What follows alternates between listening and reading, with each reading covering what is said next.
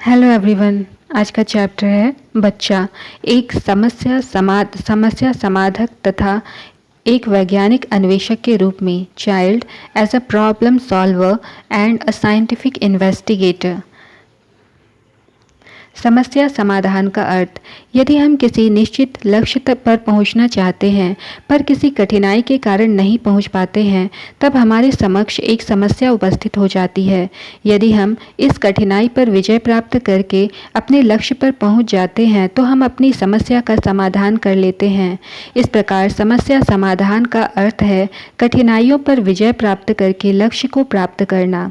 Skinner ने समस्या समाधान की परिभाषा इन शब्दों में की है। समस्या समाधान किसी लक्ष्य की प्राप्ति में बाधा डालती प्रतीत होती कठिनाइयों पर विजय पाने की प्रक्रिया है। यह बाधाओं के बावजूद सामंजस्य करने की विधि है। समस्या समाधान के स्तर तर्क समस्या के समाधान का आवश्यक अंग है। समस्या का समाधान चिंतन तथा तर्क का उद्देश्य है। स्टैनले ग्रे के शब्दों में समस्या समाधान वह प्रतिमान है जिसमें तार्किक चिंतन निहित होता है। समस्या समाधान के अनेक स्तर हैं। कुछ समस्याएं बहुत सरल होती हैं जिनको हम बिना किसी कठिनाई के हल कर सकते हैं, जैसे पानी पीने की इच्छा।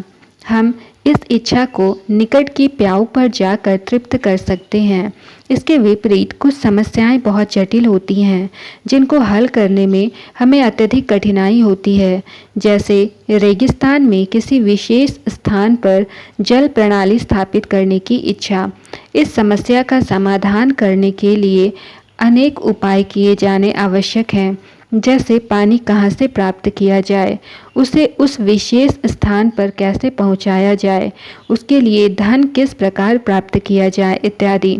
इन समस्याओं को हल करने के बाद ही पानी की मुख्य इच्छा पूरी की जा सकती है। समस्या समाधान की विधियाँ। स्किनर ने समस्या समाधान की निम्नांकित विधियों की चर्चा की है। पहला, अनसीखी विधि। इस विधि का प्रयोग निम्न और उच्च कोटि के प्राणियों द्वारा किया जाता है। उदाहरणार्थ, मधुमक्खियों की भोजन की इच्छा फूलों का रस चूसने से और खतरे से बचने की इच्छा शत्रु को डंक मारने से पूरी होती है। दूसरा, प्रयास एवं भूल विधि। इस विधि का प्रयोग निम्न और उच्च कोटि के प्राणियों द्वारा किया जाता है। इस संबंध में थॉर्नडाइक का बिल्ली पर किया जाने वाला प्रयोग उल्लेखनीय है। बिल्ली अनेक गलतियां करके अंत में पिंजरे से बाहर निकलना सीख गई। तीसरा, अंतर्दृष्टि विधि। इस विधि का प्रयोग उच्च कोटि के प्राणियों द्वारा किया जाता है। इस संबंध में कोहलर का वन मानुषों पर किया जाने वाला प्रयोग उल्लेखनीय है। चौथा, वाक्यात्मक भाषा विधि। इस विधि का प्रयोग मनुष्य के द्वारा लंबे समय से किया जा रहा है। यह पूरे वाक्य बोलकर अपनी अनेक समस्याओं का समाधान करता है और फलस्वरूप प्रगति करता चला आ रहा है। इसलिए वाक्यात्मक भाषा को सारी सभ्यता का आधार माना जाता है। बच्चा, एक समस्या समाधाक के रूप में स्कूली जीवन में एक बच्चे के समक्ष अनेकों समस्याएं आती हैं तथा उसका समाधान भी उसे ही ढूंढना होता है। बच्चों को इस स्तर के योग्य बनाने के लिए आवश्यक है कि उसका व्यक्तिगत विकास किया जाए, जिससे कि वह सभी प्रकार की परिस्थितियों का सही ढंग से सामना कर सके। बच्चे को समस्या समाधाक के रूप में बनाने के लिए निम्नलिखित गुणों का विकास किया जा सकता है। पहला, बच्चे में आत्म पहचान का गुण विकसित करके। इसके लिए बच्चे को ऐसे काम दिए जाने चाहिए जिनमें सफलता निश्चित हो। इन कामों को करने से बच्चे में आत्मविश्वास बढ़ता है, जो जिंदगी में प्रसन्नता व सहयोग की भावना को बढ़ाता है। बच्चे का जन्मदिन मनाना चाहिए। इससे बच्चे की आत्म अनुमोदन तथा सामाजिक अनुमोदन की भावना को संतुष्टि मिलती है। समय समय पर बच्चे के काम की प्रशंसा करनी चाहिए तथा छोटी छोटी बातों पर उन्हें पुरस्कृत करना चाहिए, जिससे कि वह भविष्य में अपनी समस्याओं का समाधान स्वयं कर सके। दूसरा, अपनी कमियों को स्वीकार करना तथा दूर करना सिखाकर बच्चे में यह भावना पैदा करनी चाहिए कि कोई भी व्यक्ति संपूर्ण नहीं है, इसलिए अपनी कमियों को हंसकर स्वीकार करना चाहिए तथा उन्हें दूर करने का प्रयत्न करना चाहिए। इसके लिए बच्चे को इससे संबंधित कहानियाँ सुनानी चाहिए, नाटक दिखाने, कठपुतली का कार्यक्रम दिखाना चाहिए।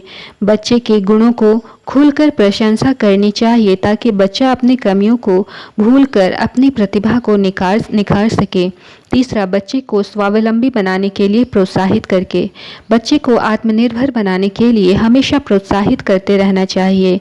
इसके लिए बच्चे को कहानियाँ सुनानी चाहिए, नाटक दिखाने चाहिए, लड़कियों और गुड़िया को कपड़े पहनाने, सफाई करने, कंघी करने जैसे काम करने देने चाहिए। इससे बच्चे में आत्मनिर्भरता बढ़ती है। बच्चों को चुनौतीपूर्ण व उत्तरदायित्व वाले काम सौंपने चाहिए जिससे कि वह समस्याओं के समाधानों का हल सही दिशा में निकालने के लिए सक्षम हो सकें। चौथा, बच्चों में भाषा का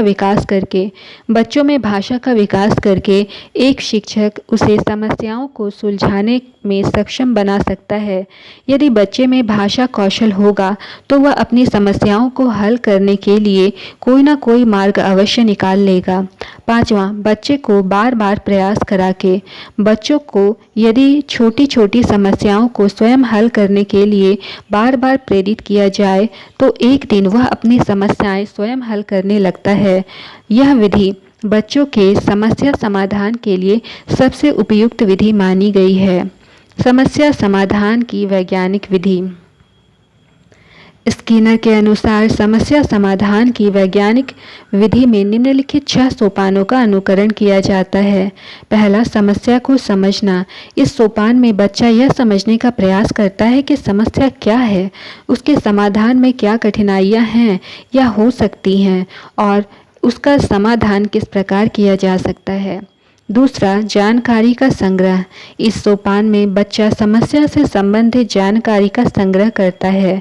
हो सकता है कि उससे पहले कोई और बच्चा उस समस्या को हल कर चुका हो, अतः वह अपने समय की बचत करने के लिए उस बच्चे द्वारा संग्रह किए गए तथ्यों की जानकारी प्राप्त करता है। तीसरा, संभावित समाधानों का निर्माण। सोपान में बच्चा संग्रह की गई जानकारी की सहायता से समस्या का समाधान करने के लिए कुछ विधियों को निर्धारित करता है। वह जितना अधिक बुद्धिमान होता है उतनी ही अधिक उत्तम ये विधियां होती हैं। इस सोपान में सृजनात्मक चिंतन प्रायः सक्रिय होता है। चौथा, संभावित समाधानों का मूल्यांकन। इस सोपान में बच्चा निर्धारित की जाने वाली विधियों का मूल्यांकन करता है। दूसरे शब्दों में वह प्रत्येक विधि के प्रयोग के परिणामों पर विचार करता है।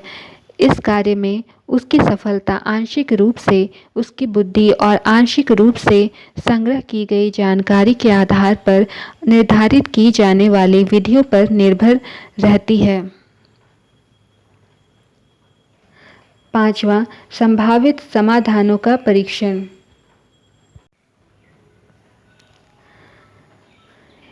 इस सोपान में बच्चा उक्त विधियों का प्रयोगशाला में या उसके बाहर परीक्षण करता है। छठा, निष्कर्षों का निर्णय। इस सोपान में बच्चा अपने परीक्षणों के आधार पर विधियों के संबंध में अपने निष्कर्षों का निर्माण करता है। फलस्वरूप वह यह अनुमान लगा लेता है कि समस्या का समाधान करने के लिए उनमें से कौन सी विधि सर्वोत्तम है। सातवां, समाधान का प्रयोग। इस सोपान का उल्लेख क्रो एवं क्रो ने किया। बच्चा अपने द्वारा निश्चित की गई सर्वोत्तम विधि को समस्या का समाधान करने के लिए प्रयोग करता है। समस्या समाधान की वैज्ञानिक विधि का महत्व बताते हुए क्रो एवं क्रो का सुझाव है, शिक्षकों को समस्या समाधान की वैज्ञानिक विधि में प्रशिक्षण दिया जाना चाहिए। केवल तभी वे शुद्ध, स्पष्ट और निष्पक्ष चिंतन का विकास करने के लिए छात्रों का पथ प्रदर्शन कर सकेंगे। बच्चा एक वैज्ञानिक अन्वेषक के रूप में जब बालक अपने ज्ञान और अनुभव के माध्यम से किसी समस्या के प्रत्येक पहलू को जानने लगता है तथा स्वयं ही समस्या का समाधान खोज लेता है, तब बच्चे में एक वैज्ञानिक अन्वेषक के गुण आने लगते हैं तथा वह अपनी समस्याओं का स्वयं समाधान करने लगता है। बच्चे को वैज्ञानिक अन्वेषक के रूप में बनाने के लिए निम्नलिखित गुणों का विकास किया जा सकता है। पहला, बच्चों के समक्ष छोटी छोटी समस्याएं रखकर। बच्चों में एक वैज्ञानिक अन्वेषक बनने के लिए यह आवश्यक है कि उसे यह जानकारी हो कि समस्या क्या है। इसके लिए बच्चों के समक्ष छोटी छोटी समस्याओं को रखकर उनसे समस्या के विषय में पूछा जा सकता है। दूसरा, बच्चों को संभावित समाधानों के निर्माण हेतु प्रेरित करके। बच्चों को समस्या देकर उस समस्या से संबंधित समाधान हेतु उपाय बताने को प्रेरित करना चाहिए, जिससे बच्चों में समस्या को स्वयं हल करने के गुण विकसित हो सकें। तीसरा, बच्चे के द्वारा बताए गए संभावित समाधानों का परीक्षण करके। एक शिक्षक को बच्चे में वैज्ञानिक अन्वेषक के गुण विकसित करने के लिए बच्चे द्वारा समस्या पर बताए गए समाधानों का परीक्षण करना अत्यंत आवश्यक है कि बच्चा समस्या का समाधान सही दिशा में कर भी रहा है अथवा नहीं। अभ्यास प्रश्न संख्या 1, किसी समस्या के समाधान हेतु आवश्यक तत्व हैं। ऑप्शन 1 जानकारी, ऑप्शन 2 तर्क, ऑप्शन 3 आक्रोश, ऑप्शन 4 भय। ऑप्शन 2 करेक्ट होगा तर्क। दूसरा प्रश्न, किसी बालक में तर्क तथा समस्या समाधान की शक्ति का विकास कब होता है। ऑप्शन 1 12वें वर्ष में, ऑप्शन 2 8वें वर्ष में, ऑप्शन 3 7वें वर्ष में, ऑप्शन 4 पूर्व बाल्यकाल से ही। तो ऑप्शन 1 यहाँ करेक्ट है, 12वें वर्ष में। क्वेश्चन थर्ड, किसी बालक की समस्याओं के विषय में पता लगाने के लिए कम उपयोगी मनोवैज्ञानिक विधि है। ऑप्शन 1 प्रयोगात्मक विधि, ऑप्शन 2 निरीक्षण विधि, ऑप्शन 3 परीक्षण विधि, ऑप्शन 4 वैयक्तिक इतिहास विधि। ऑप्शन थर्ड यहाँ पर करेक्ट है, परीक्षण विधि। क्वेश्चन फोर्थ, एक बालक द्वारा किसी समस्या का समाधान करने के लिए निम्न में से क्या गुण होना आवश्यक है। ऑप्शन 1 भाषा विकास, ऑप्शन 2 स्वावलंबी, ऑप्शन 3 बार बार प्रयास करने की आदत, ऑप्शन 4 उपरोक्त सभी। यहाँ ऑप्शन फोर्थ करेक्ट है, उपरोक्त सभी। क्वेश्चन 5, किसी समस्या के संभावित समाधानों का परीक्षण कहाँ किया जाता है। ऑप्शन 1 प्रयोगशाला में, ऑप्शन 2 विद्यालय में, ऑप्शन 3 घर पर, ऑप्शन 4 कहीं पर भी। यहाँ ऑप्शन फोर्थ करेक्ट है, कहीं पर भी। क्वेश्चन 6, आपकी कक्षा का एक बच्चा किसी समस्या को समझने का प्रयास कर रहा है, आप उस बच्चे के विषय में क्या कहेंगे। ऑप्शन 1 बच्चा सामान्य सोच वाला है, ऑप्शन 2 बच्चे की बुद्धि लब्धि 70 से कम है, ऑप्शन 3 बच्चे में वैज्ञानिक सोच का विकास हो रहा है, ऑप्शन 4 बच्चे का मन पढ़ाई में न लगकर इधर उधर की बातों में लगा रहता है। यहाँ पर ऑप्शन थर्ड करेक्ट है, बच्चे में वैज्ञानिक सोच का विकास हो रहा है। 7वां प्रश्न है, बच्चों में वैज्ञानिक सोच का विकास करने के लिए आवश्यक घटक हैं। ऑप्शन 1 बच्चों के समक्ष छोटी छोटी समस्याएं रखी जाएं, ऑप्शन 2 बच्चों के द्वारा किए गए संभावित समाधानों का परीक्षण करके, ऑप्शन 3 बच्चों को संभावित समाधानों के निर्माण हेतु प्रेरित करके, ऑप्शन 4 उपरोक्त सभी। यहाँ ऑप्शन फोर्थ करेक्ट है, उपरोक्त सभी। क्वेश्चन नंबर 8, समस्या समाधान वह प्रतिमान है जिसमें तार्किक चिंतन निहित होता है, निम्न में से किसका कथन है। Option 1 Stanley, option 2 Skinner, option 3 Jean पियाजे, ऑप्शन 4 क्रो एवं क्रो। ऑप्शन 1 करेक्ट है, स्टेनले। क्वेश्चन नंबर 9, कोई बच्चा अपनी समस्या जब स्वयं हल कर लेता है तब आप ऑप्शन 1 बच्चे को कुछ नहीं कहेंगे, ऑप्शन 2 बच्चे को पुरस्कृत करेंगे, ऑप्शन 3 बच्चे को दंडित करेंगे, ऑप्शन 4 बच्चे को दोबारा ऐसा न करने को कहेंगे। यहाँ ऑप्शन 2 करेक्ट है, बच्चे को पुरस्कृत करेंगे। क्वेश्चन 10, तार्किक चिंतन निम्न में से किसका एक आवश्यक अंग है। ऑप्शन 1 सामान्य शिक्षा का, ऑप्शन 2 समस्या समाधान का, ऑप्शन 3 सामुदायिक मांग का, ऑप्शन 4 उपरोक्त में से कोई नहीं। यहाँ ऑप्शन 2 करेक्ट होगा, समस्या समाधान का। क्वेश्चन नंबर 11, कोर पाठ्यक्रम निम्न में से किस बिंदु पर जोर देता है। ऑप्शन 1 प्रजातांत्रिक विधियों पर, ऑप्शन 2 समस्या समाधान पर, ऑप्शन 3 सहकारी योजना पर, ऑप्शन 4 उपरोक्त सभी। यहाँ ऑप्शन 4 करेक्ट होगा, उपरोक्त सभी। क्वेश्चन नंबर 12, समस्या समाधान की अंतर्दृष्टि विधि के संबंध में किसके द्वारा वनमानुषों पर किए गए प्रयोग उल्लेखनीय हैं? ऑप्शन 1 थॉर्नडाइक के, ऑप्शन 2 कोहलर के, ऑप्शन 3 स्किनर के, ऑप्शन 4 पियाजे के। यहाँ ऑप्शन 2 करेक्ट होगा, कोहलर के। क्वेश्चन नंबर 13, कोई बच्चा अपने द्वारा निश्चित की गई सर्वोत्तम विधि का प्रयोग करता है। ऑप्शन 1 समस्या समाधान के लिए, ऑप्शन 2 स्कूल छोड़कर भाग जाने के लिए, ऑप्शन 3 एक पक्षीय चिंतन के लिए, ऑप्शन 4 उपरोक्त सभी। ऑप्शन 1 करेक्ट होगा, समस्या समाधान के लिए।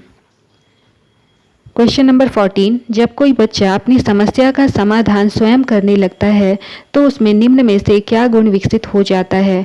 ऑप्शन 1 वैज्ञानिक अन्वेषण का, ऑप्शन 2 प्रतिशोध का, ऑप्शन 3 क्रोध का, ऑप्शन 4 समस्या का। ऑप्शन 1 करेक्ट होगा, वैज्ञानिक अन्वेषक का। क्वेश्चन नंबर 15, चिंतन तथा तर्क का उद्देश्य है। ऑप्शन 1 समस्या को जटिल बनाना, ऑप्शन 2 संवेग को समाप्त करना, ऑप्शन 3 समस्या का समाधान करना, ऑप्शन 4 संज्ञान का अंत करना। तो यहाँ पर ऑप्शन 3 करेक्ट होगा, समस्या का समाधान करना। ये थी हमारी आज की क्लास। मिलते हैं अगले क्लास में एक नए चैप्टर के साथ। वीडियो देखने के लिए आपका धन्यवाद।